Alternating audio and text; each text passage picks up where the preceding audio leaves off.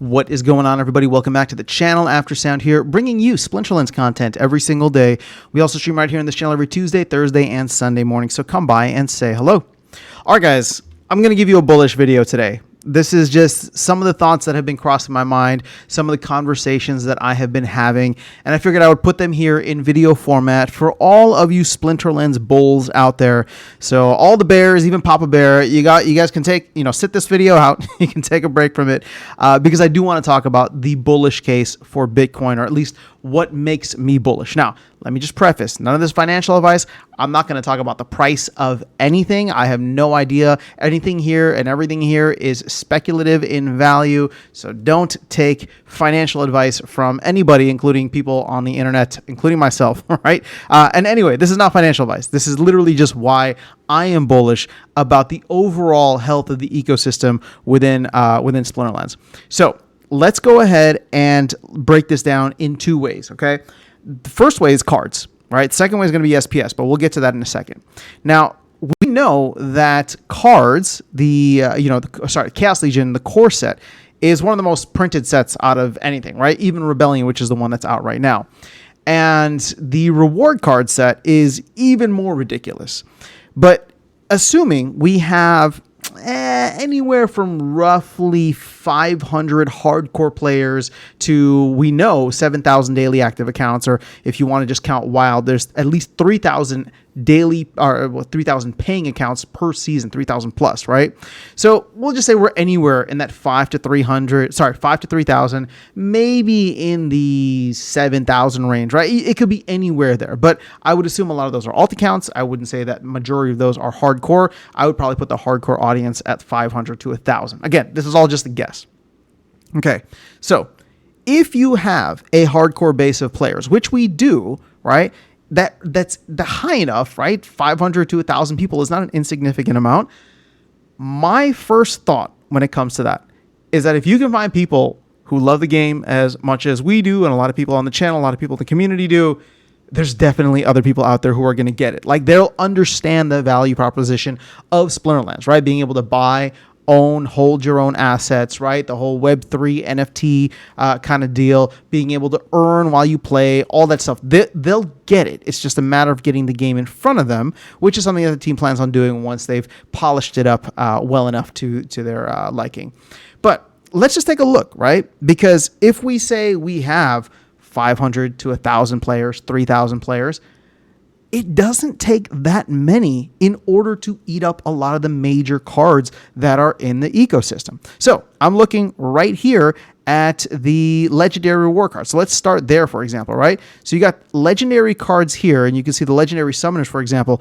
I mean, there's less than 8,000 in some cases, right? Less than 10,000 of each of these legendary summoners, which at this point in time are still very crucial to the meta in Modern. Now, yes, there's still 2 million unopened packs, right? So you could inflate the entire amount circulating supply by maybe another 20%. Actually, that's probably being generous. It's probably close to like 16-ish% that you could inflate it. So let's just be crazy and inflate this 50%, right? From 8,000 up to 12,000.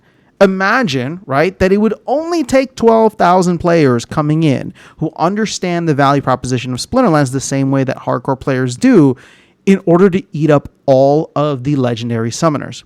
Now, we could, that's one side of the spectrum in terms of cards. Let's go to the other, just absolutely messy side of the spectrum, which is the reward cards, and specifically the reward common cards, right? So if I go all the way down to the Pelacor Bandit class, now these cards, right, 1.4 million BCX is a little bit more than the 500 real players we have, or the 7,000 real players, or even the 12,000 imaginary future players that I'm hoping that we get.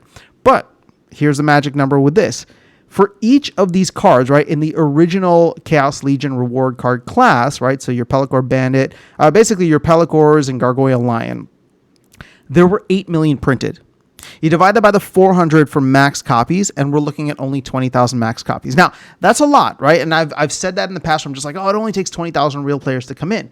But as we're sitting here talking about, a massive wave of potential adoption, Again, I'm not trying to say getting 20,000 hardcore players is easy. I think we can get 20,000 eyeballs on the game. And if you look at the data, there's definitely people coming in and maybe not liking what they're seeing. But if we're just talking about the 10 to 20,000 range of getting that many hardcore people, I don't think that that is out of the realm of possibility. All right, now let's flip the switch over to SPS, and I've talked about this. I've talked about this briefly, right, in previous videos. But if you look at the amount of SPS that we are going to print, 3 billion, and then I'm just going to use a magic number again. This is all arbitrary, but let's just say 200,000 SPS is what people wanted to aspire to, right? To earn decent rewards, whether you're playing in Modern or whether you're playing in Wild. Again, 200,000, you might look at that and be like, that's outrageous. Who would ever pay at this point in time like $1,000 for SPS? But again, I'm talking about the folks that want to come in and be top players in the game. They look at this and they recognize the value and they want to, they want to go crazy with it. Well, if you were to have all 3 billion tokens in circulation right now, the maximum amount of people that could buy 200,000 would be 15,000. In fact, it'd be less than 15,000. Okay, because you have players like Crypto Eater who's holding 37 million, right? So he's holding well above his share of the 200,000, right? And there's many others who are in the tens of millions or even just multi-millions. I mean, even myself, I have more than 200,000 myself. I'm holding back from somebody else, but we're not even at 3 billion tokens, right? We've only minted a little bit more than 54%. We've burned 4% total. And you can see here that the total circulation is sitting at about 1.5 billion. Now, that includes the DAO, right? What's currently sitting in the DAO. That includes what's staked and liquid. But even if you go with that, that's 7,500 players at this point in time that would have to rip it from all of the other players' hands. They'd have to rip it from the clutches of the DAO, right? And be able to have that 200,000. So 7,500 players from an SPS standpoint, 7,500 to 15,000. And then we're talking about 10,000 to 20,000 players when it comes to the most overprinted cards in the space. I look at that number, and that number actually makes me quite bullish, because this is what I always go back to, where it's just like Splinterlands doesn't need to be mainstream. It can be a niche game that has just several thousand, or as we say, like 10 to 20,000 players playing, earning, holding their value, supporting the game in the long term, and A, the game will be successful, B, the game economy will be successful, right? And it's just a nice symbiotic relationship that we move forward together and grow. Now, I'm not saying it's all kumbaya, and I'm not saying it's up only. In fact, I do believe that there's going to be another hard crash, right? Whether it's Bitcoin, whether it's macro, whether it's Splinterlands, like there will be another hard crash, hopefully after a nice boom that brings in new players, brings in new eyeballs, and gets this team and this project in a much better place financially, right? Both the team as well as the DAO and as well as the players, right? So that is my hope. That is my thought process. But when you break it down to the amount of players needed to come in, it's not the hundreds of thousands. It's not the millions. Like we're literally talking about 10,000. 10,000 players could change the face of this game right now. 10,000 players. And yes, is 10,000 a huge number? I don't think so. It's not a small number though. But at the end of the day, it's a number that in my mind is attainable because, and I'll close out with this, because the proof of concept is already there.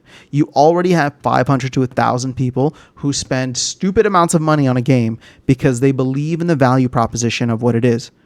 And all we're asking, right? All we're asking is to take that 500 to 10,000, or 500 to 1,000, or maybe 2,000 players, and 10x it. And 10x sounds like a huge amount, but we're starting from a really, really small base. And I genuinely believe that there will probably be, if we look at it, right, this will be my prediction, is that if we are to get to 20,000 hardcore players, I actually think a majority of those players coming in that become hardcore players probably won't even be new players, but returning players who may still hold assets in the game that they just forgot about, or who left the game but decided to come back because they realized that Splinterlands still has it, right? And Splinterlands survived 2 bear markets and a bull run and a second bull run and all that.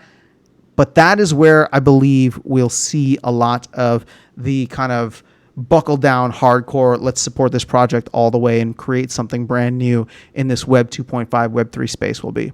So that is all I have for you guys in this video. Trying to keep it bullish for you in these times, but let me know your thoughts in the comments below. Don't worry, for all the Papa Bears out there, or for all the bears, I guess I'm Papa Bear, but for all the bears out there, there'll be plenty of bearish things to talk about. But today we'll give this one to the bulls, all right? Let me know your thoughts in the comments below. I'll catch you all in the next video and see you around the game. Take care.